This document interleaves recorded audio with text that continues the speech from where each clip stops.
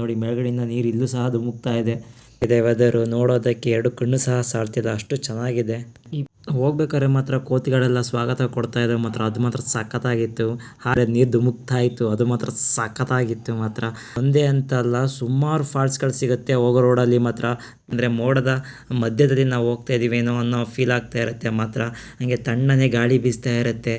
Friend ಜೊತೆ ಆಗಿರ್ಬೋದು, family ಜೊತೆ ಆಗಿರ್ಬೋದು, ಒಂದ್ಸಲಿನಾರು ಈ ರೈಡ್ನ ಮಾಡಿ. ನನ್ನ ಚಾನಲ್ ಕಡೆಯಿಂದ ಒಂದು ತೋರಿಸೋ ಸಣ್ಣ ಪ್ರಯತ್ನ ಮಾಡಿದ್ದೀನಿ ಅಷ್ಟೇನೆ. ಇನ್ನು ಸೋಷಿಯಲ್ ಮೀಡಿಯಾದಲ್ಲಿ ನೋಡಿ ಕಲಿಬೋದು, ಆದರೆ ಪ್ರಕೃತಿನ ಎಂಜಾಯ್ ಮಾಡಬೇಕಂದ್ರೆ ಸ್ವಯಂ ನಾವೇ ಆ ಪ್ರಕೃತಿ ಹತ್ರ ಹೋಗ್ಬೇಕು. ಅವಾಗಲೇ ಆ ಪ್ರಕೃತಿ ಒಂದು ಸೌಂದರ್ಯನ ಸವಿಯೋಕ್ಕಾಗೋದು. ಕಸ ಕಡ್ಡಿ ಪ್ಲ್ಯಾಸ್ಟಿಕ್ಗಳನ್ನು ಬಳಸಬೇಡಿ, ಪ್ರಕೃತಿನ ನಮಗಾಗಿ ಉಳಿಸ್ಕೊಳ್ಳಿ.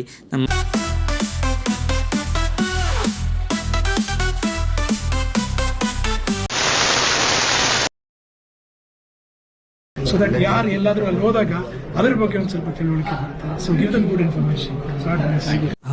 ಫೈನಲಿ ನಾನಿವಾಗ ವ್ಯೂ ಪಾಯಿಂಟ್ ಹತ್ರ ರೀಚ್ ಆದೆ ಅನಿಸುತ್ತೆ.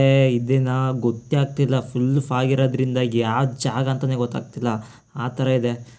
ನೋಡಿ ಮೇಲ್ಗಡೆಯಿಂದ ನೀರು ಇಲ್ಲೂ ಸಹ ಧುಮುಕ್ತಾ ಇದೆ. ಅಂದರೆ ಮಳೆ ಕಮ್ಮಿ ಆಗಿರೋದ್ರಿಂದ ಇಷ್ಟೇ ಅನಿಸುತ್ತೆ. ಮಳೆ ಜಾಸ್ತಿ ಇತ್ತು ಅಂದರೆ ಇನ್ನೂ ಜೋರಾಗಿ ಸುರಿಯುತ್ತದೆ ಅನ್ನೋ ಗೊತ್ತಿಲ್ಲ. ತುಂಬ ಜನ ತಿಂಡಿ ಎಲ್ಲ ಮಾಡ್ತಿದ್ದಾರೆ. ಇಲ್ಲಿ ನಿಂತ್ಕೊಂಡು ಊಟ ತಿಂಡಿ ಮಾಡೋದೇ ಒಂಥರ ಸಖತ್ತಾಗಿರುತ್ತೆ. ಬಟ್ ಅವ್ರು ಎಂಜಾಯ್ ಮಾಡ್ತಿದ್ದಾರೆ ಆ ಥರ. ನೋಡಿ ಯಾವ ಥರ ಇದೆ ವೆದರು, ನೋಡೋದಕ್ಕೆ ಎರಡು ಕಣ್ಣು ಸಹ ಸಾಲ್ತಿಲ್ಲ, ಅಷ್ಟು ಚೆನ್ನಾಗಿದೆ. ಈ ಪ್ರಕೃತಿನ ನೋಡ್ಕೊಂಡು ಒಂಥರ ಎಂಜಾಯ್ ಮಾಡ್ಕೊಂಡು ಬೈಕ್ ರೈಡ್ ಮಾಡೋದು ಮಾತ್ರ ಸಖತ್ತಾಗಿರುತ್ತೆ.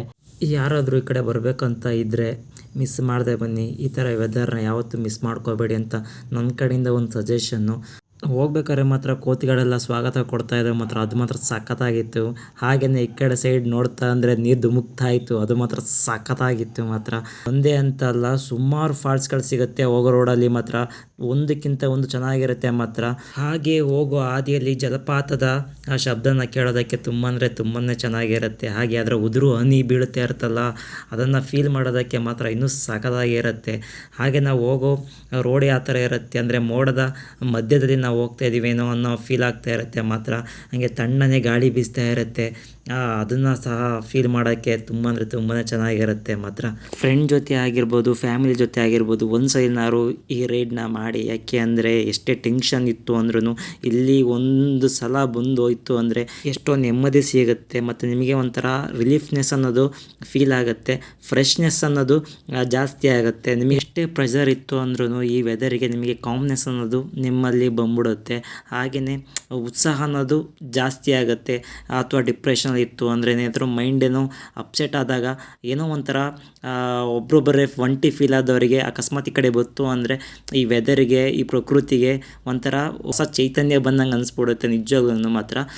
ಯಾರಾದ್ರೂ ಧರ್ಮಸ್ಥಳ ಹೋಗ್ತಾ ಇದ್ದೀವಿ, ಮಂಗಳೂರು ಹೋಗ್ತಾ ಇದ್ದೀವಿ ಅಂದರೆ ಈ ವೆದರ್ನ ಎಂಜಾಯ್ ಮಾಡಿ, ಈ ಫೀಲ್ನ ಎಂಜಾಯ್ ಮಾಡಿ. ಅಕಸ್ಮಾತ್ ಬರಬೇಕು ಅಂತ ಅಂದ್ಕೊಂಡಿದ್ರೆ ಮಿಸ್ ಮಾಡದೆ ಬನ್ನಿ, ತುಂಬ ಅಂದರೆ ತುಂಬಾ ಚೆನ್ನಾಗಿದೆ. ನನ್ನ ಚಾನಲ್ ಕಡೆಯಿಂದ ಒಂದು ತೋರಿಸೋ ಸಣ್ಣ ಪ್ರಯತ್ನ ಮಾಡಿದ್ದೀನಿ ಅಷ್ಟೇ. ನೀವು ಸಹ ಈ ವೆದರ್ನ, ಈ ಪ್ರಕೃತಿನ, ಈ ರೈಡ್ನ ಎಂಜಾಯ್ ಮಾಡಿ. ಪ್ರತಿಯೊಂದನ್ನು ಸೋಷಿಯಲ್ ಮೀಡಿಯಾದಲ್ಲಿ ನೋಡಿ ಕಲಿಬೋದು, ಆದರೆ ಪ್ರಕೃತಿನ ಎಂಜಾಯ್ ಮಾಡಬೇಕಂದ್ರೆ ಸ್ವಯಂ ನಾವೇ ಆ ಪ್ರಕೃತಿ ಹತ್ರ ಹೋಗಬೇಕು. ಆವಾಗಲೇ ಆ ಪ್ರಕೃತಿ ಒಂದು ಸೌಂದರ್ಯನ ಸವಿಯೋಕ್ಕಾಗೋದು. ಅದಕ್ಕೋಸ್ಕರನೇ ಮೊಬೈಲ್ನಲ್ಲಿ ಆಗಿರ್ಬೋದು, ಲ್ಯಾಪ್ಟಾಪಲ್ಲಿ, ಆನ್ಲೈನಲ್ಲಿ ಎಷ್ಟೇ ನೋಡಿದ್ರೂ ಆ ಫೀಲ್ನ ಮಾಡೋಕ್ಕಾಗಲ್ಲ. ನಾವೇ ಸ್ವತಃ ಆ ಜಾಗಕ್ಕೆ ಬರಬೇಕು, ಆವಾಗಲೇ ಮನಸ್ಸಿಗೆ ಒಂಥರ ಉಲ್ಲಾಸ, ಉತ್ಸಾಹ ಸಿಗೋದು.